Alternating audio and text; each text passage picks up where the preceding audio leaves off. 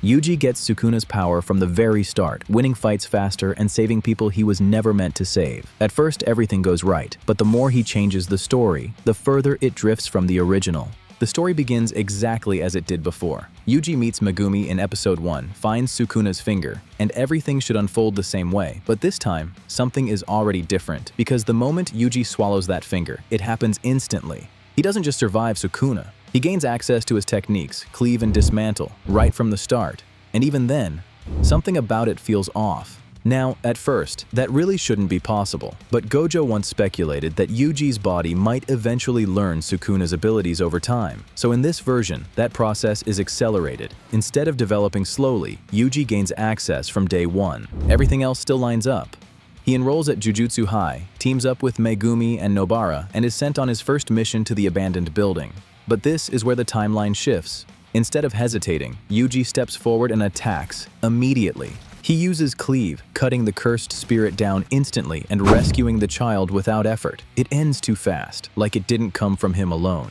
Everyone is stunned, but Gojo reacts differently. He doesn't focus on the result. Instead, he focuses on how it happened, because that level of control shouldn't exist yet. From that moment on, Gojo takes direct responsibility for Yuji's training, pushing his cursed energy control further while observing how stable this power actually is. Everything still feels familiar until the Eishu Detention Center, and that's where the divergence becomes impossible to ignore. This time, when the finger bearer corners him, Yuji doesn't break. He cuts it down himself and walks away without Sukuna ever taking control. It ends too clean. Yuji's solo victory sends shockwaves through the Jujutsu world. Even Sukuna takes notice. From within Yuji's body, the King of Curses watches closely, surprised that his vessel defeated a special grade without ever losing control. And because of that, the timeline begins to shift. The moment where Sukuna rips out Yuji's heart never happens, and the rooftop fight with Megumi is completely erased. But Sukuna's interest doesn't fade. It sharpens because now he's no longer waiting for control. He's watching Yuji use power that was never meant to be his. So he pulls Yuji into his innate domain, proposing a binding vow, Enchain, offering even more of his power in exchange for 1 minute of control. Yuji accepts, just like before, and loses the clash, forgetting the conditions entirely. But this time, each use of that power feels less like borrowing and more like something else. Eventually, he still crosses paths with Mahito. Junpei's mother still dies, and Junpei still falls into his trap. But this is where the timeline breaks again. When Mahito reaches for Junpei, Yuji reacts instantly, using cleave to sever his arm before he can activate his technique. Mahito is caught off guard. He had no information on Yuji wielding Sukuna's abilities.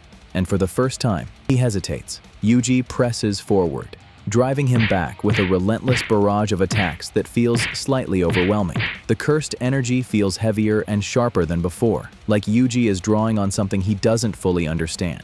Junpei joins the fight, Nanami arrives soon after, and together they push Mahito to the edge. But instead of being defeated, Mahito adapts quickly, activating his domain expansion just long enough to escape. Afterward, Yuji comforts Junpei, and for the first time in this timeline, Junpei survives. Yuji brings him to Jujutsu High, and just like that, the story begins to change even faster. Everything seems stable, until the Kyoto Goodwill event. Yuji and Todo still connect instantly, and when Hanami appears, they fight together with the same explosive chemistry as the original timeline.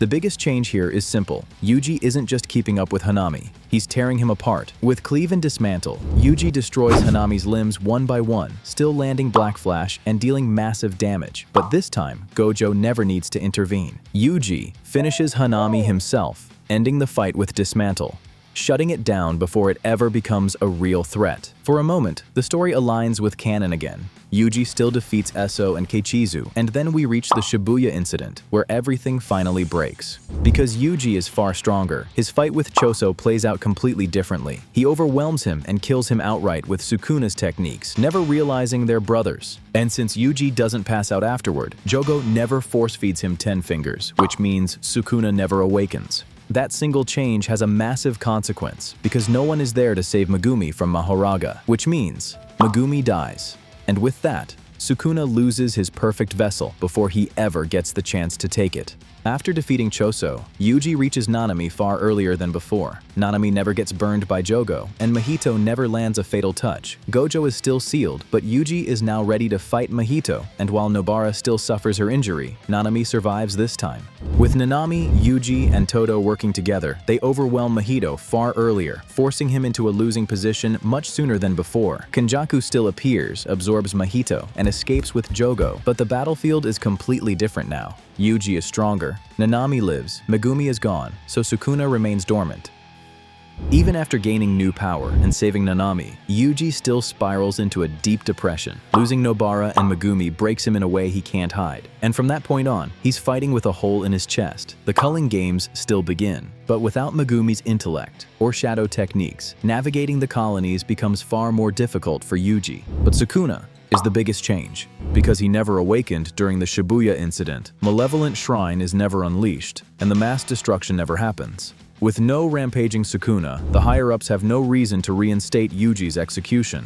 Because of that, Yuji's meeting with Yuta plays out very differently. There's no hostility between them, and no reason for Yuta to see him as an enemy. He still seeks him out because Gojo asked him to, and the two bond quickly. Until Kenjaku decides to act. He still needs Sukuna for his long-term plans, but this time, he doesn't wait. During one of Yuji's battles, Kenjaku appears without warning, knocks him out instantly, and force-feeds him 11 Sukuna fingers at once. That's enough for Sukuna to take control immediately. Now, fully aware of how stubborn Yuji's soul is, Sukuna forces a binding vow, one that prevents Yuji from ever reclaiming his body. Kenjaku agrees, giving Sukuna permanent control. From here, the timeline briefly aligns again. Maki still wipes out the Zenin clan, while Sukuna consumes the remaining fingers, and even his mummified head, until his original power is fully restored, and this time, there's nothing holding him back.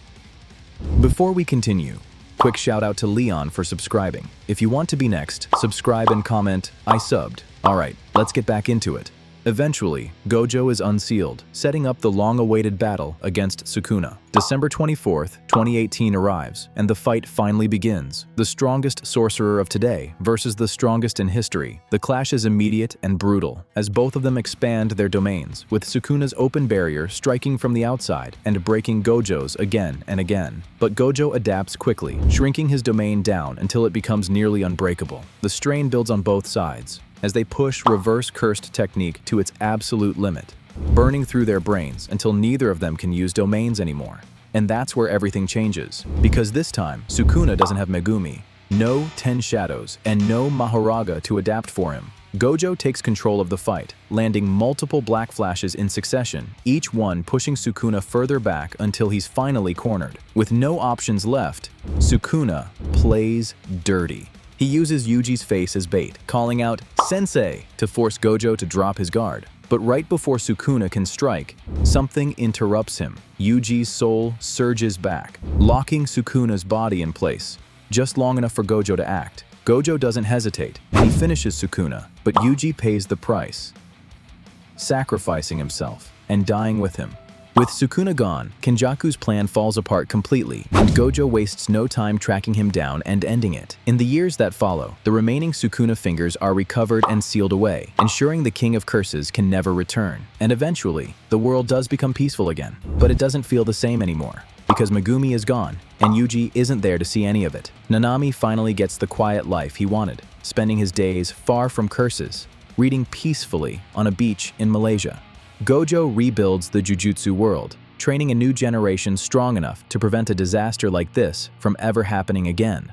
And for the first time in a long time, things are stable. But that peace came at a cost, one that can't be undone, because in this timeline, Yuji Itadori never gets his life back. This outcome wasn't the best for Yuji, because there's a version of him where things go very differently. The version where he remembers everything. Click this video to see how far that version actually goes and what he changes this time.